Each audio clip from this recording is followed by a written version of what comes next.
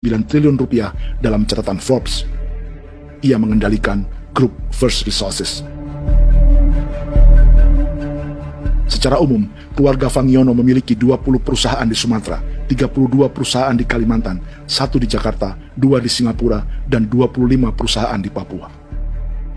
Di Papua, perusahaannya tersebar dari Sorong, Mapi, hingga Merauke.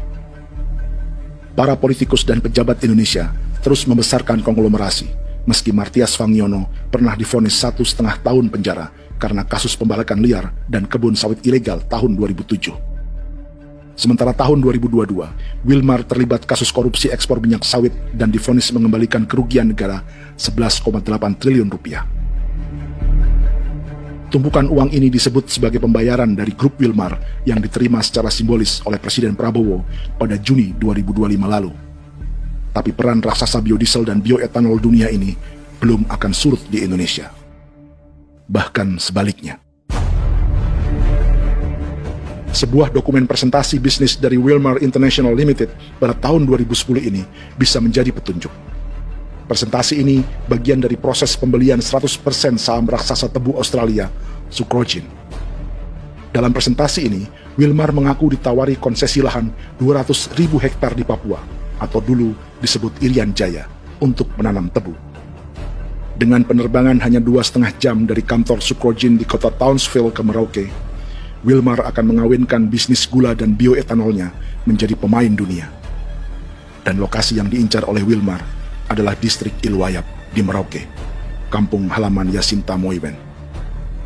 Dan persis disinilah, 14 tahun kemudian, ribuan eskavator John Lynn Group milik Haji Isam mulai membuka hutan sebagai kontraktor pemerintah.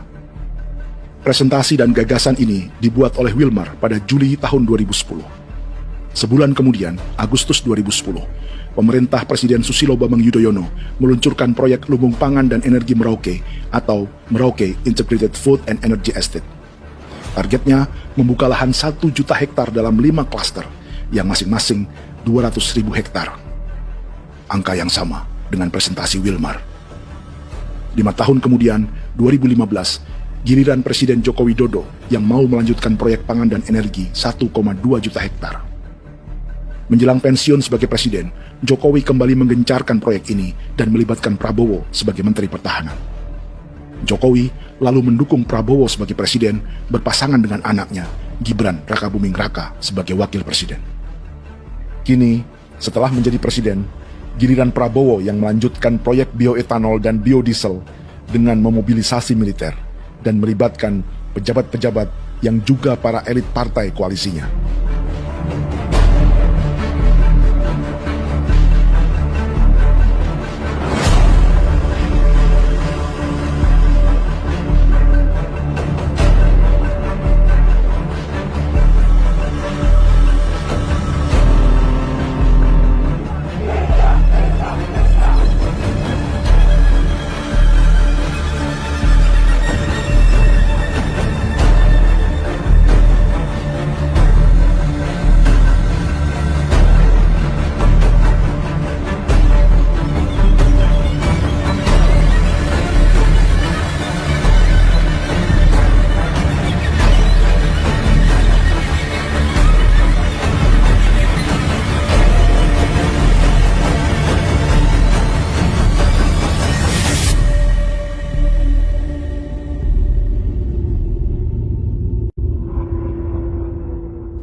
Tahun lalu, hutan-hutan di Pulau Jawa dalam waktu singkat berubah menjadi perkebunan tebu di bawah rezim kolonial Belanda.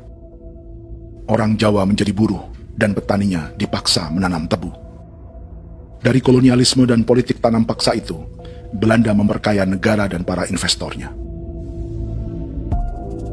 Tak puas membuka hutan untuk perkebunan di Jawa dan Sumatera, kolonial Belanda menanam tebu hingga di Suriname dan mengerahkan ribuan orang Jawa sebagai buruh pada tahun 1890. Inggris yang sudah menguasai negara seluas India dan Papua Nugini pun masih menanam tebu jauh di tengah Samudra Pasifik, di tanah orang-orang Fiji.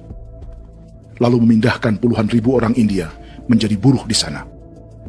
200 tahun sebelumnya, ratusan ribu orang Afrika bahkan diperbudak untuk bekerja di perkebunan-perkebunan tebu Spanyol dari selatan Eropa hingga Karibia, Kuba atau Jamaika.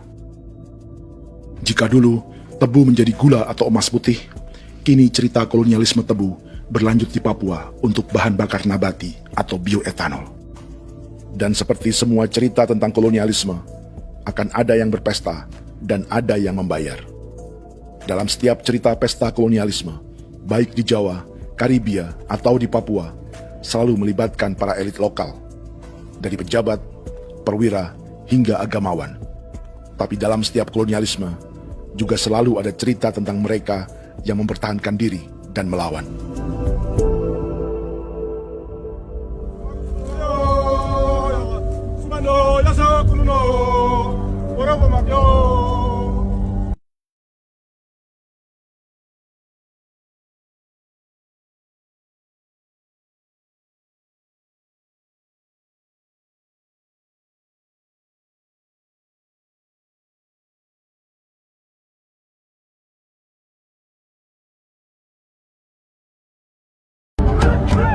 Dalam sejarah Gereja Katolik banyak pemimpin-pemimpin yang adalah, tanda petik itu adalah Judas-Judas juga. Jadi itu sudah pasti karena itu adalah manusia. Satu sisi sebagai manusia dalam perjalanan digoda, apalagi ada dalam posisi-posisi jabatan, ya mungkin banyak tawaran-tawaran lain, lalu disitulah terjadi pergeseran keberpihakannya kepada misi gereja tadi itu untuk umat, untuk mereka yang tertindas. Orang kirim esovator, orang kirim tentara, orang kirim polisi. Pukul kami bukan pencuri, kami tidak pernah mencuri orang barang. Kami tidak pernah menangis ke orang lain. Kami tidak pernah menangis ke kita Bapak Mama, kami menangis kepadamu. Tuhan kami lemah. Aku sudah tahu. Lihat ini jadi kuiya. Orang lain datang ke bangsa kami, ke wilayah kami untuk kasih habis kami.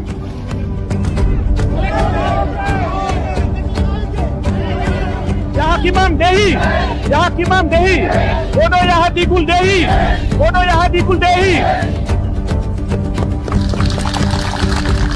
Kita buat sasi seperti begini untuk menolak perusahaan apapun yang masuk di tanah kami. Kalau kita kasih, kita bikin rusak sekarang, kita punya generasi berikutnya mau dapat kemana? Jadi kita nyatakan sikap di sore hari ini, kami tolak. Apa yang dilakukan pemerintah untuk PSN adalah kejahatan. Pemerintah bagian dari kejahatan, aktor perusak dan pembunuh terhadap negara, terhadap alam, hutan, terhadap manusia. Jadi negara jadi aktor pembunuh. Jadi Pilatusnya siapa? Negara, pemerintah Jakarta ini. Tanah Wiu bukan kosong. Masyarakat tanah kami yang siapa? Perusahaan tolak.